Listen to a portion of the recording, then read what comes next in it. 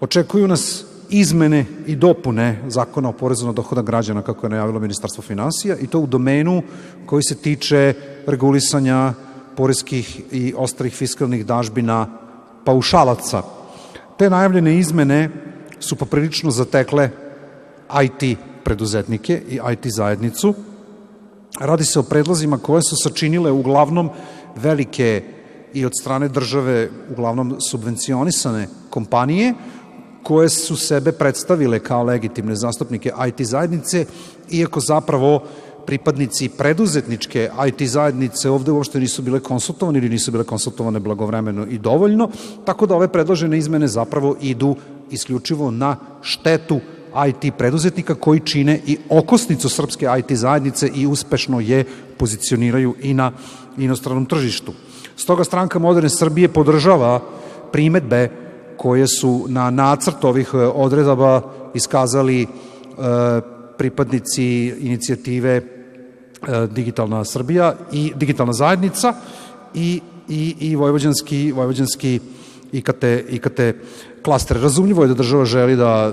eliminiše sivu ekonomiju i da reguliše naplatu svojih fiskalnih dažbina, ali isto tako smatramo da je ovde problem što odredbe nisu regulisane na adekvatan i potpuno precizan način i to IT zajednicu uvodi u jednu vrstu pravne nesigurnosti i uvodi nestabilnost u njihovo radno okruženje. Sporni su naime kriterijumi za ocenjivanje samostalnosti preduzetnika koji treba da odrede da li je novac koji je preduzetnik prihodovao proistekao od njegovog rada kao samostalnog i nezavisnog pravnog lica preduzetnika ili je on to zaradio tako što je toliko bio angažovan za jednog naručioca da praktično predstavlja de facto njegovog zaposlenog, u kom slučaju bi ceo fakturisani iznos trebao biti predmet fiskalnih dažbina za izvršeni rad i pružene usluge. Primera radi, preduzetnik koji fakturiše naručiocu 150.000 dinara, ako je paušalac, taj novac će biti opterećen sa 30.000 dinara. Ako poreski inspektor dođe i konstatuje da taj posao pada na takozvanom testu samostalnosti, konstatovaće da je u pitanju preduzetnik koji je de facto bio zaposlen kod tog jednog naručioca, u kom slučaju će fiskalno opterećenje za tog preduzetnika biti skoro duplo veće. Dakle, to uvodi sada jednu potpunu pravnu nesigurnost u rad, zato što preduzetnik ne može precizno da utvrdi i da ukalkuliše ovakve nepredviđene troškove. Preduzetnik može sam sebe istestirati na testu samostalnosti, ali obzirom na način na koji su kriterijumi definisani, na njihovu širinu i nepostojanost, može mu se desiti da par meseci nakon izvršenog posla poreski inspektor dođe, poreski inspektor kao neko ko ne poznaje dovoljno IT zajednicu, dođe i kaže da zbog pada na testu samostalnosti troškovi koje taj preduzetnik mora platiti državi su zapravo duplo veći i to potpuno ruši ekonomsku stabilnost i postojanost finansijskih planova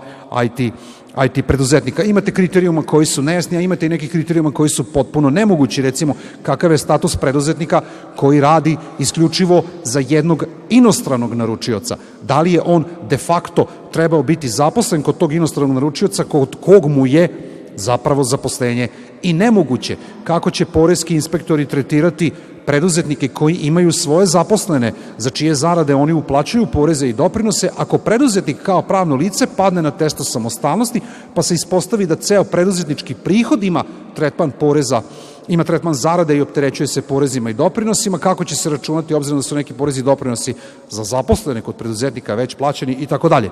Dakle, tražimo od Ministarstva finansija da vrlo pažljivo analizira primetbe IT zajednice u Srbiji i da zaista razgovara sa njenim svim reprezentativnim predstavnicima, uključujući tu i IT preduzetnike, i da pronađe rešenja koja će svima biti zadovoljavajuća. IT zajednica naravno nema problem da plaća poreze, ali traži pravnu sigurnost i stabilno poslovno okruženje u kom će planirati i sprovoditi svoj rad i ujedno tražimo da se prestane sa medijskom kampanjom koja je uperena protiv IT preduzetnika, gde se oni predstavljaju kao neki jako mladi ljudi koji već kao takvi jako mnogo zarađuju na štetu budžeta. Bilo je u poslednjih dana u medijima nekoliko takvih tendencioznih članaka i naravno tražimo od države da probleme IT zajednice prioritetizuje barem onoliko koliko je nedavno prioritetizovala probleme taksista kojima je obećala subvencije. Dakle, sa jedne strane imamo subvencionisanje taksi prevoza, a sa druge strane imamo uvođenje pravne nesigurnosti kroz dodatno fiskalno opterećivanje rada IT preduzetnika, tako da se zaista osnovano dovode u pitanje šta su pravi fiskalni prioriteti vlade i ekonomski prioriteti vlade i da li su ta modernizacija i digitalizacija zaista iskreno u fokusu ove vlasti. Mi u Stranci moderne Srbije osnovano sumnjamo na osnovu ovakvih mera da zapravo vlada neiskreno sprovodi politike koje javno proklamuje. Ako ima nekih pitanja, izvolite. A ako nema, hvala.